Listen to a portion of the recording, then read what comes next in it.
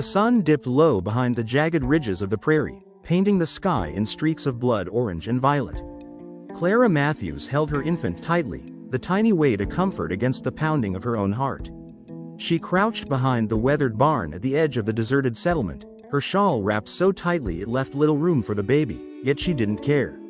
Safety, however fleeting, was everything. The town had eyes everywhere, and she had secrets no one could know.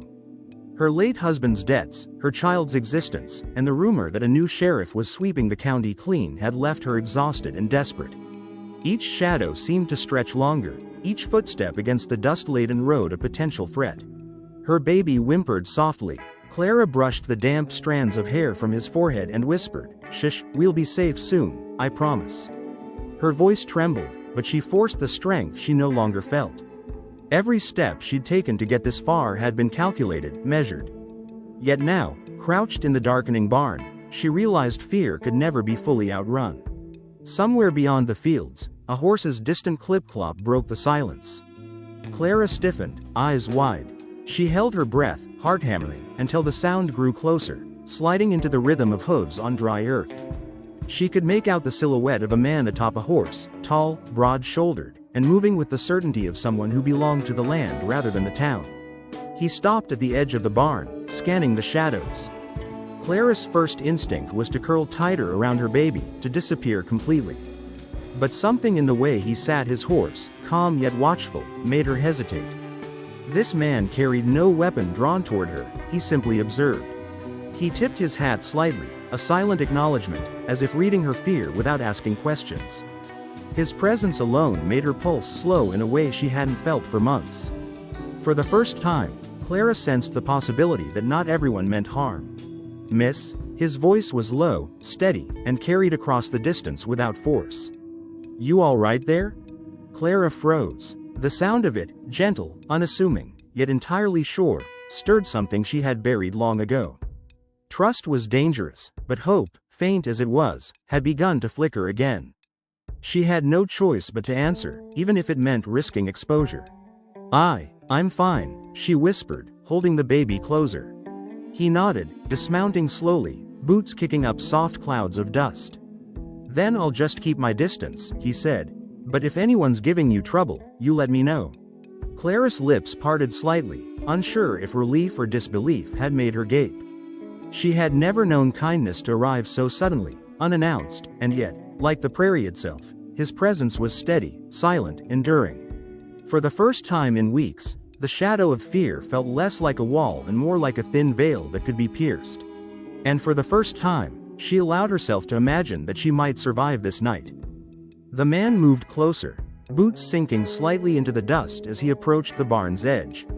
Clara's grip on her baby tightened, though she didn't flinch. The sun had almost disappeared behind the horizon, leaving the prairie bathed in a cold, purple twilight. Shadows stretched long across the ground, and every creak of the barn made her jump, but he didn't seem startled by the setting, by the danger, or by the frantic rhythm of her heart. "Name's Luke," he said, stopping a few paces away, keeping his distance yet projecting a quiet assurance. "I saw you out here. Thought you might need some help." His voice wasn't loud, it was calm, deliberate, a steady hand reaching across the chaos of her fear. Clara swallowed hard. She didn't know him, didn't know whether he was friend or foe, yet there was something in the tilt of his hat, the measured way he observed the land, that told her he wasn't here to harm. I'm fine," she whispered again, though the lie felt weaker this time. Luke crouched slightly, bringing himself closer to her eye level without seeming threatening. "You're holding that baby tight. That's good, smart." His gaze softened. "But if you're alone out here, hiding from someone, you shouldn't have to be." Clara hesitated, glancing down at the small face peeking from the shawl. His dark eyes blinked at her, innocent and trusting. She wanted to tell him to go, to vanish into the night before someone noticed her, before her secret was exposed. But the exhaustion in her bones and the baby's soft whimper broke her resolve. "I don't have anyone," she admitted, voice shaking. "No one, not anymore." Luke nodded slowly, understanding threading through his quiet demeanor. "Then you've got me now. Just for tonight, or longer if you need it. My place isn't far from here. You can come with me. No questions, no judgments." Clara's pulse raced. Trust was a dangerous gamble, and yet something about the stranger's presence felt like a lifeline tossed across a turbulent river. She glanced once more at the horizon, expecting someone, anyone, to appear and demand she leave or hide. No one came. Only the wind moved across the prairie, carrying dust and whispers of safety. Her shoulders slumped slightly. The baby's tiny fingers curled around her thumb, as if sensing the shift. I don't know if I can," she whispered. "You can," Luke said firmly, yet gently. "You've already been strong enough to survive everything else. One more step isn't too much." The prairie seemed to quiet around them. The faint scent of sagebrush mixed with the dusty earth, carrying a subtle promise of protection. Clara looked up at him, a fragile flicker of hope igniting in her chest. Perhaps, for the first time in months, she wasn't completely alone.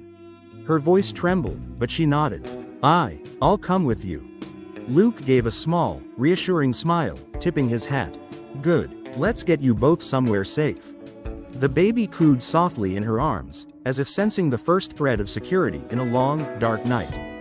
The night air bit at Clara's cheeks as she followed Luke through the open fields, the baby wrapped securely in her shawl. Each step carried the weight of uncertainty, yet also a fragile glimmer of hope.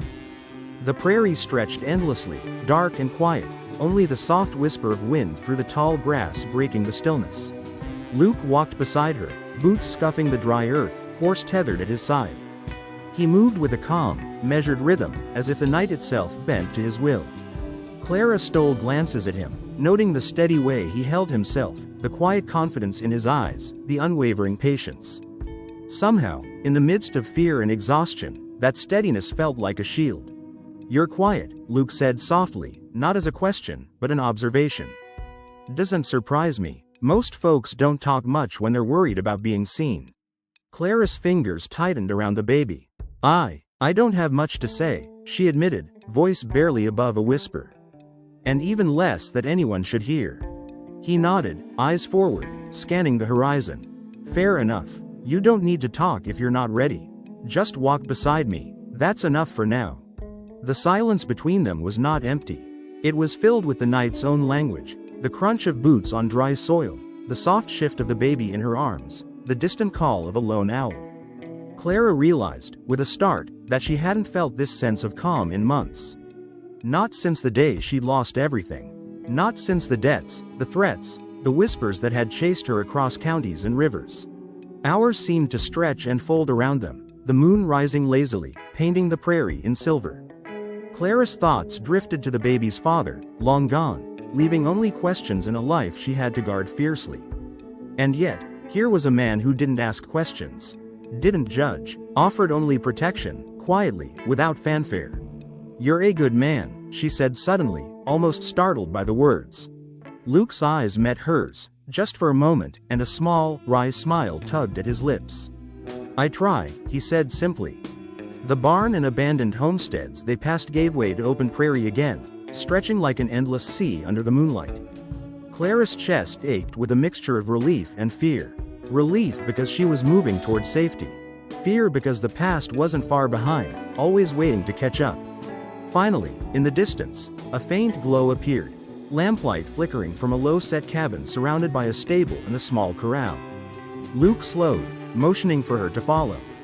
"This is it," he said quietly. "Safe for now. You can rest here tonight." Clara looked at the cabin, then back at him.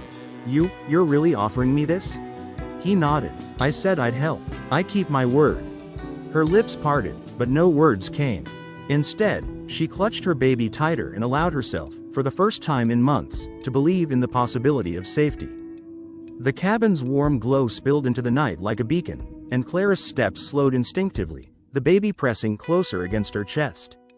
Dusty wind tugged at her skirts, but the lamplight ahead promised shelter, warmth, and, most unfamiliar of all, safety. She dared a glance at Luke. His silhouette, calm and commanding, cast a reassuring presence even in the moonlight. Luke pushed open the cabin door, the hinges creaking softly.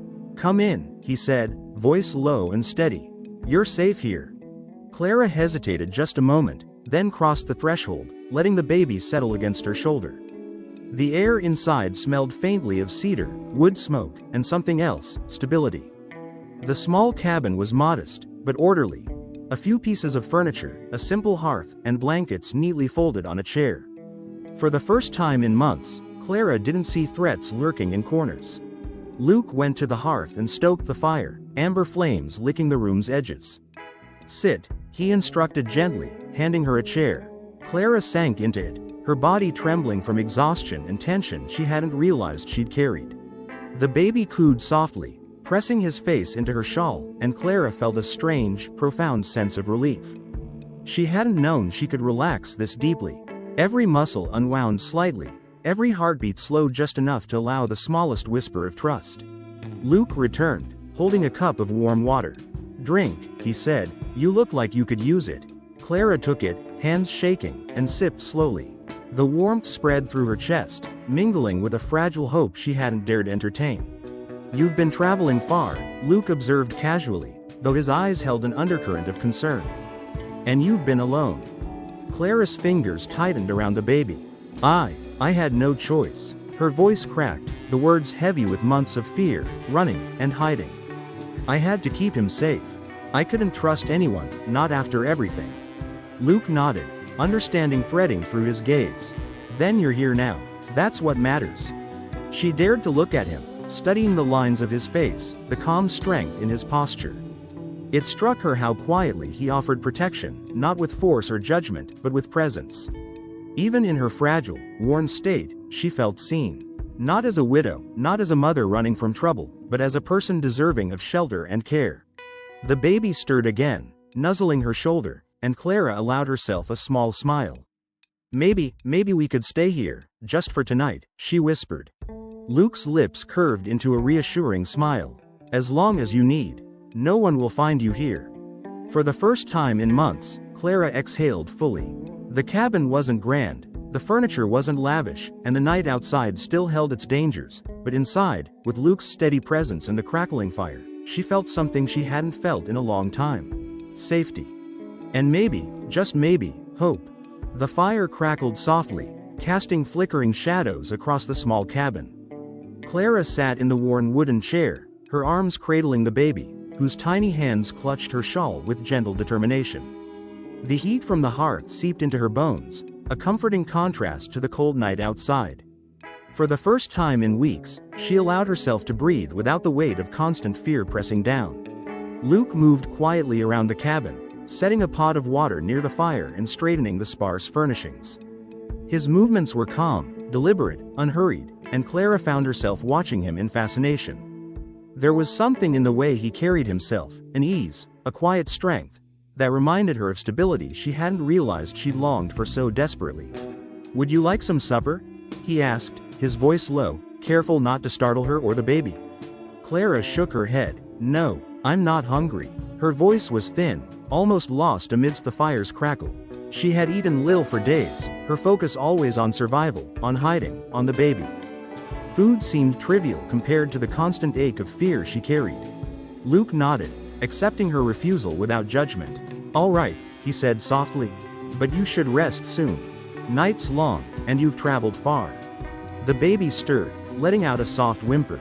Clara adjusted him in her arms, murmuring soothing words. His small face nuzzled against her chest, and she felt her own tension ebb slightly.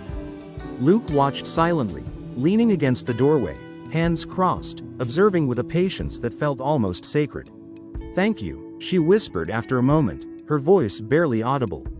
"For everything. For finding us, for not asking questions, for letting me come here." Luke's eyes softened. "You don't need to thank me," he said quietly. "You've done enough already. You've kept him alive. That's what matters." Clara's gaze fell to the baby, and then back to Luke. The weight of the past weeks pressed against her chest, yet there was something in his presence, a promise, unspoken but felt, that allowed her to set some of it down. She didn't have to face everything alone tonight. Minutes stretched quietly, filled with the gentle breathing of the baby and the soft crackle of the fire.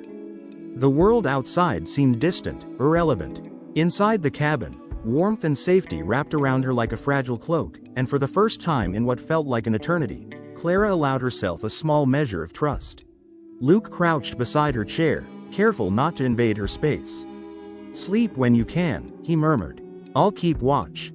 Clara nodded, closing her eyes briefly, the baby resting against her heart. For the first time since the storm of her life began, she didn't feel the constant pull of fear. Instead, there was a quiet flicker of hope, fragile and new, that maybe, just maybe, they could find a way to survive, and even thrive, together. The cabin was bathed in a soft amber glow, the fire low now, flickering across the worn wooden walls. Outside, the wind whispered through the prairie grass, carrying the faint scent of sage and dry earth. Inside, Clara rocked the baby gently, the child's small sighs mingling with the rhythmic crackle of the hearth. For the first time since fleeing her past, the world felt contained, safe, as if the walls themselves promised protection. Luke sat across from her on a low stool, hands resting on his knees, watching quietly. He didn't speak unless necessary, allowing Clara to set the pace, giving her the space she had not had in months. His presence was a quiet anchor, steady and unassuming, yet it filled the room with an almost tangible reassurance. "You're tired," he said softly after a long pause. His eyes met hers, earnest and patient. "Let me take him for a bit. You need rest." Clara hesitated, gripping the baby tighter. She had grown accustomed to being the sole protector, to shielding him from every shadow, every potential danger. But something in Luke's calm gaze, the way his hands hovered without rushing or claiming, made her consider the possibility of trust. "All right," she whispered finally, handing the baby over.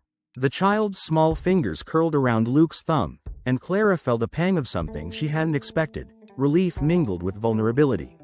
Luke cradled the baby close, adjusting the shawl carefully.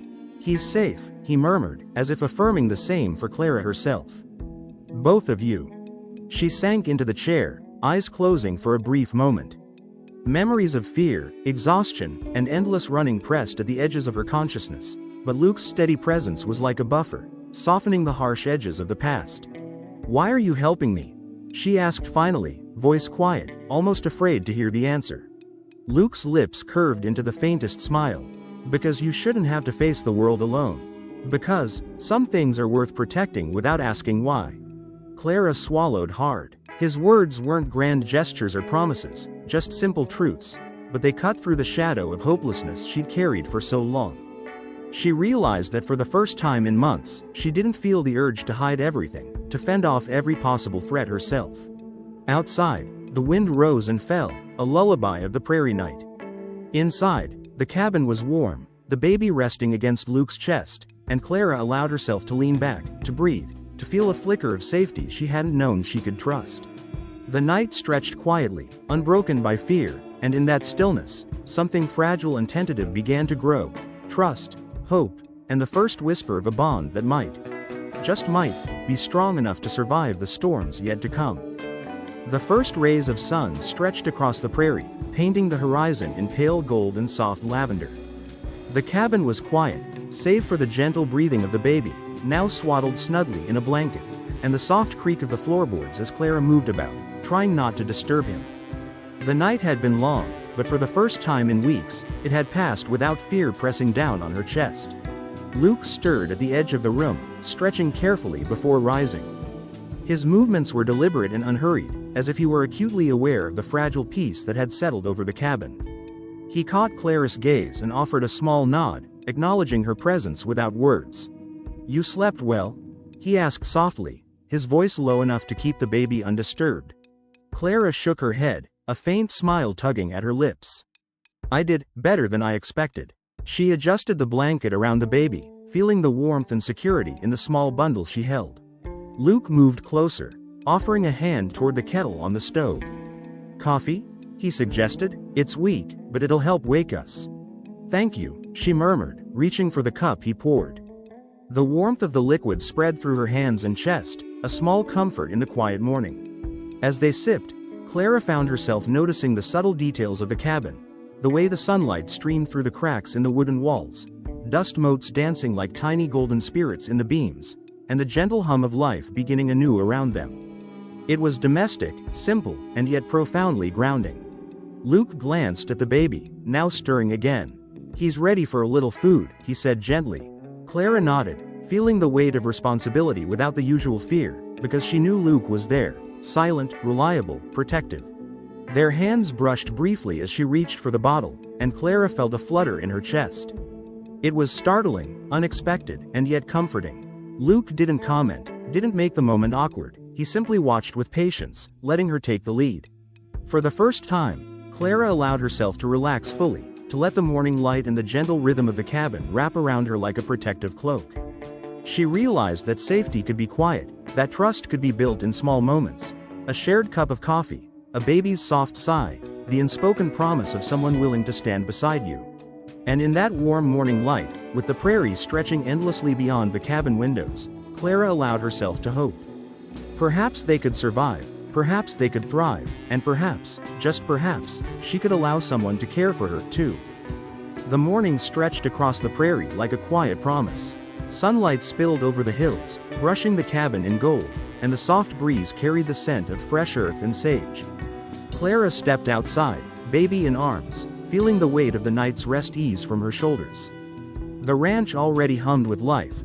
Luke moving to feed the horses, the soft scrape of a hoe against dry soil, and the faint clatter of tools in the barn. "Good morning," Clara called softly, careful not to startle him. Luke looked up from the stable gate, tipping his hat with a faint, warm smile. "Morning. Sleep well?" "Yes," she admitted, adjusting the baby in the sling across her chest. "Better than I expected. You?" "Always." His grin was brief, unassuming, but genuine. He gestured toward the garden patch behind the cabin. "Ready to help me with some chores?" Clara hesitated for only a moment.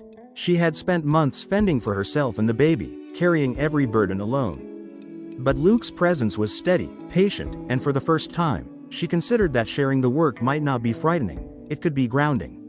Together, they moved through the small tasks of the morning. Clara carried water, swept the porch, and helped plant seedlings, while Luke worked beside her, guiding her hands gently when needed, but never intrusive.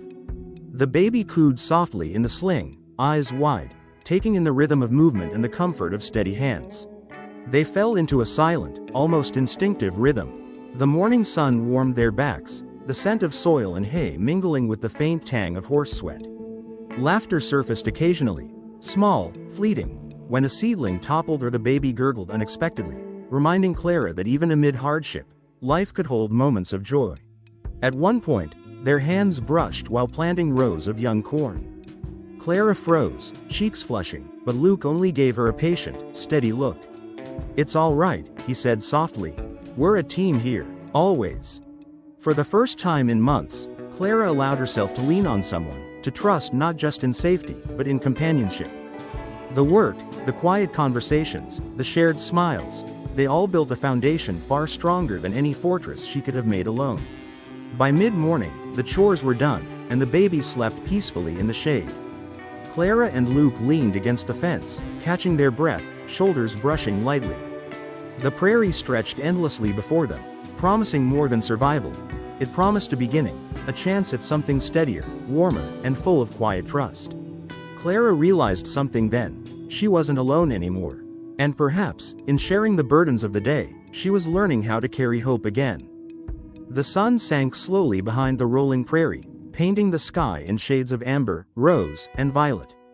The cabin's windows glowed softly, spilling warm light onto the porch where Clara sat with the baby cradled against her chest. The day's work had left her arms sore, her back aching, yet her heart felt lighter than it had in months.